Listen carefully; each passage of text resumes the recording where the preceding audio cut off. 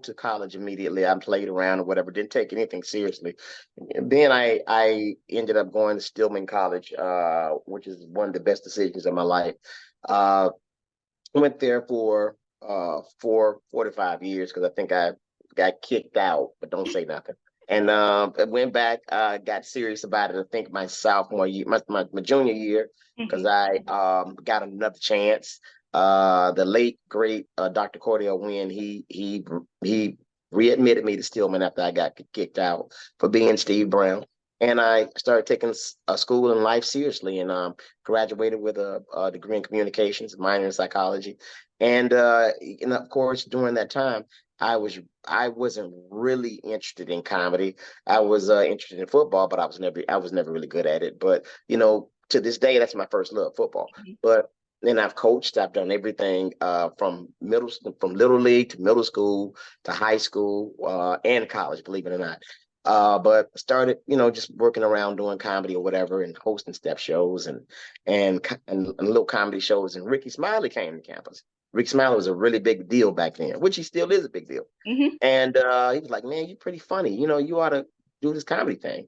So you know what? I took him up on it and started being the dude boy, the gopher. I had to earn my keep. I would drive them all over the country, in my little rental car or whatever, because of course, there's a little comedy hazing, and it taught me the ropes, and I'm grateful for that. So here I am today. So that's who got me started in comedy. Ricky Smiley, the late great uh, Ray Russell, and of course Doug Williams. So, and I keep saying late great. I mean, everybody around me leaving here. But anyway, yeah. So that was it. Wow. Now that's really, really, really interesting, that you said that because, of course, when you're first, it's almost like when you come from high school, you kind of don't know what Uh-huh. you really want to do. Right. And you're kind of in that journey of life of like, let me explore certain options, then once you go to college, you see some things and then you experience college for the first time and you're like, I think this is what I'm trying to take serious. And then that's when you kind of pinpoint as to what you want to do. Like you said in the Right. beginning, before comedy, you weren't really thinking about it, but you really love football. So that was Right. like that, okay, I think I can do this. And then when you realize like, I don't know, not too good at it. I think I can go into you know, go into a different type of field where I know where I'm much comfortable because of course, you're a naturally funny type of man. So, why not? Right. Right. The Right. chance and then got under wings of, Ricky Smiley, of course, at the time who you like you said, popular. And that's where and then that's when you took it another step further. Right. Right. So it was cool. So and you asked me who inspired me to do comedy. It's a lot of comics that inspired me, believe it or not, inspired me to believe it or not, but they're not really known. I think the first stand-up comedian I've ever seen that really made me want to do comedy was a comedian by the name of Sherman Golden. He's still around. He opens up for Chris Tucker. Mhm. Very funny guy. Do some research on him. Very funny guy.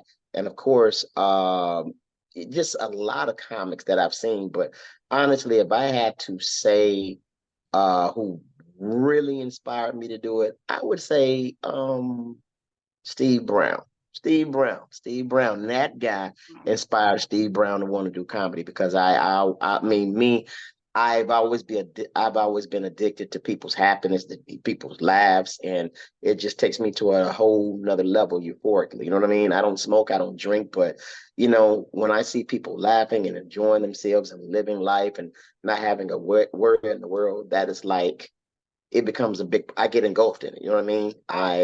And some comics they would complain like, "Man, you stay on stage too much." I'm like, "Well, dude, I'm just getting this therapy." You know what I mean?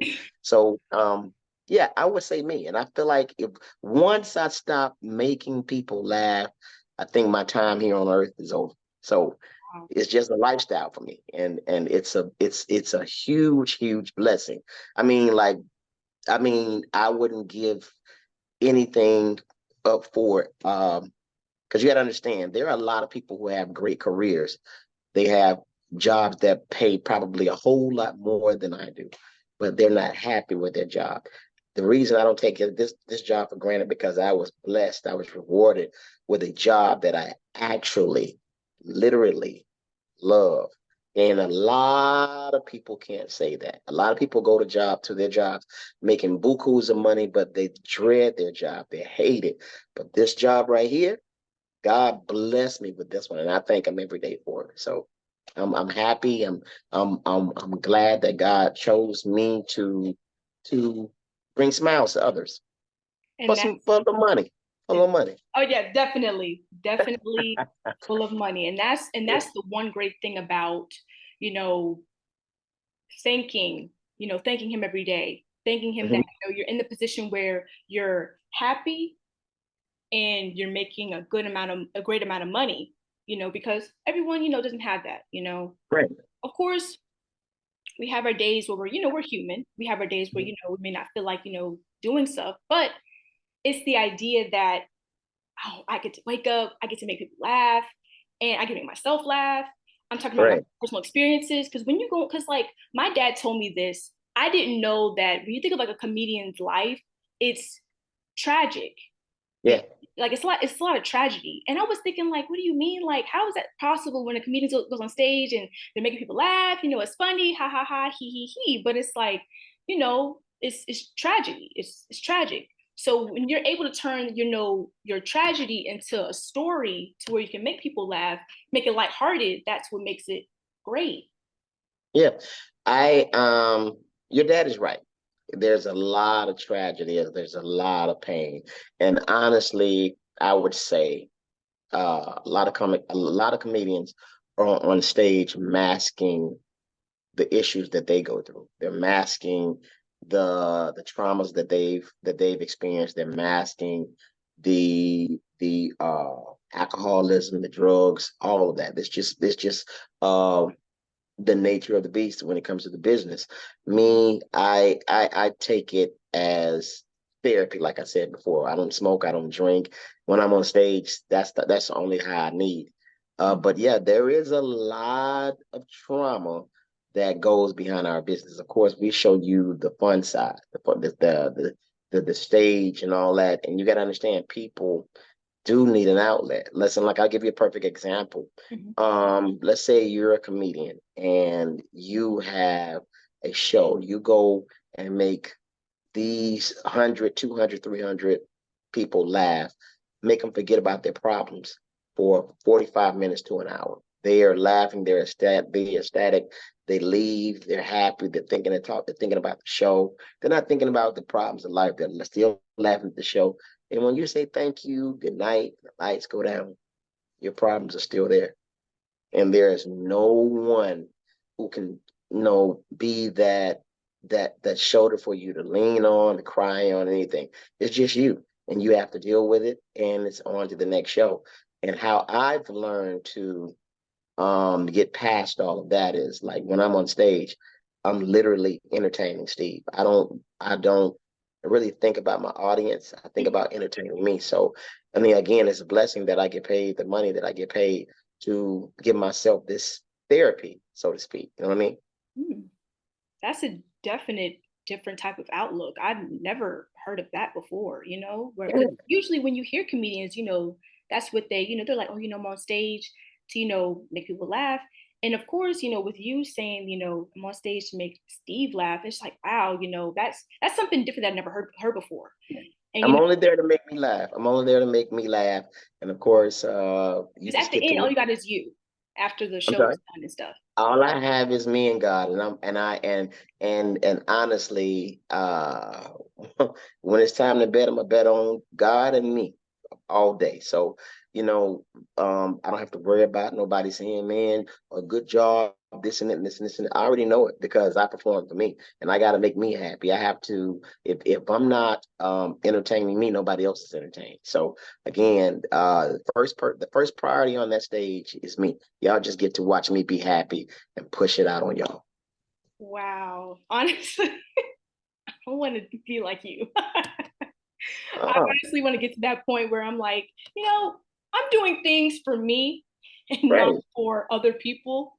Because when right. you do things for other people, it kind of makes you just, you tend to worry more. And Right. that's when you're like stop worrying so much what other people Mhm. think and just do what you think is best. Right.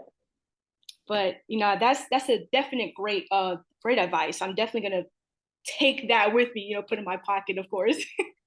Yeah, have fun with it. When you're on the stage, that's when you're free. That's when you can create. And the thing is, the business side, the dark side, we call it, Hmm. uh, that is the problem. That is the situation where it's like, okay, you want to be a comedian? Okay, fine, get on stage, do your thing. But when the lights are down and you have to experience the business side, that is the side that people don't really want to talk about, because it's almost, believe it or not, people won't tell you, but it's almost as worse as the rap game. Fights, all types of stuff, because there's plagiarism. Sometimes the egos get in the way. Some people will bring their personal lives into the business aspect of it, and it's just really, really bad. You can get blackballed. I've gotten blackballed before Yeah. by the very people who I thought were my friends. And I learned the hard way that, even though we're being funny guys and we're being entertaining, this is still a business. And business has no taste, no sound, no smell, no feel. It is just business. And once you mix friendship with business, it's always a disaster. So you can try to be cordial, you can try to be nice, respectful, but you still have to keep in mind, and that's the first thing, that this is a business. It's a funny business when we're on stage, but it's a doggy dog world, when the world is not watching. It's it can get stressful. It really can. People, but again, people see the surface, the person on the stage, but they don't see all the situations that that professional entertainer has gone through mentally and emotionally. Believe it or not, like, let's say, right now, at one time, it was a really huge buzz with social media guys, doing the comedy or whatever. And, the thing is, they're not comedians. Only a couple of them were comedians. The DC Young Flies, who I love, the Desi Banks, who's really working hard, who I love, and a few more. But there are guys on social media just doing funny stuff and calling themselves a comedian. And for the comedians, it was kind of unfair in a sense, but I had to get my social media game up. But it was kind of unfair because these guys have never been on stage. They've never touched the mic, but they would say they're comedians. Then they would start booking shows, and people would go and see the most popular person on social media, Mm. not the worthy person. So there are a lot of comics that you don't know who are funny as hell. I mean, funny as all get out. Even the funnier than the comics, but you don't hear about them because they're not really popular on social media. I have this thing where I always say it's not who you know, it's who you're looking at. But again, in a social media world, it's all about who can get the most views. So the people who you see that are popular on social media, they're not always the funniest or the most talented. They're just really, really, really, really good at social media. It's not that I'm hating on them, because Oh, you have to be careful what you say in this day and time, because we're living in a very, very, very sensitive area. you're correct. And now everybody's sensitive, so now people look at constructive criticism uh, as hate. You can say something out of the goodness of your heart, and it's constructive criticism. And what do we say? Oh, you just hate. You just no. We just And then when they find out that you're right, yeah, maybe you was right. So, but that is a really big defensive mechanism we use, because we don't want to be told the truth, or we don't want to be told about ourselves, or we just don't want that constructive criticism. But again, that's where we are now. So comics who really write, who really perform all their lives, and they really work hard, they see this, and this guy just shoot past them. And they're like, wait a minute, I've been working my ass off. I've been doing this. And now they putting this guy here. Now, that right there, internally, that can be a huge blow, a huge blow. but you can't say anything. You just got to keep working. But that's just the way of the world, you know. And that's just what it is now. People will take popularity over talent now, and it's like sometimes we ask ourselves, we have conversations all the time as comedians. Damn, um, so being funny doesn't mean anything now, does it? It doesn't mean a thing now. I mean, you just if I go out and get a million views and I tell everybody I'm a comedian and I haven't even done comedy, I can blow up. That's the way of the world. So it's a lot that goes with this game. You just got to keep doing what you're doing and keep being creative and being faithful and not let those situations get you bitter because that's a such thing too as far as comedians getting bitter in the business. So anybody get bitter in the business when things are not going their way and they're seeing everybody shooting past them off of gimmicks. If you don't stay focused on what you're doing, you get bitter. Yeah, honestly, A honestly, lot to unpack here, huh? it's a lot to attack here because you are definitely you're definitely a pioneer within this industry, of course, because you've seen people come and go. You've seen them, Mm-hmm. come and go. You've seen them, quit. You've seen them. They were almost there, and it was almost just like they got knocked back down because of, Right. other, things that's going on within their life. And then, of course, like you said, I never would have known that the comedy industry is more brutal, more Oh, cutthroat than the rap industry. Like that's crazy, it is. and to hear your firsthand experience, of course, it's really a lot to take in. But I do wanna, of course, ask you, since you in the beginning, you didn't really consider comedy, but when you did consider it, what was your schedule really like? Was it 7 days a week? Did you have a regular 9 to 5 and do comedy on the side, um, or did you solely rely on the income from the comedy clubs? Um, well, once you get started as a comic, you are considered an opener or a feature. So your work really depends on the headliner, the main guy, because he gets to pick who he wants to open for. And I was Ricky Smiley's opener for a number of years.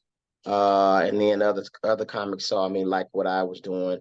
And they would choose me to be an opener or whatever. It was just about relationships. So sometimes it could be good, sometimes it could be bad, and sometimes the money could be consistent and then you can go through dry spells.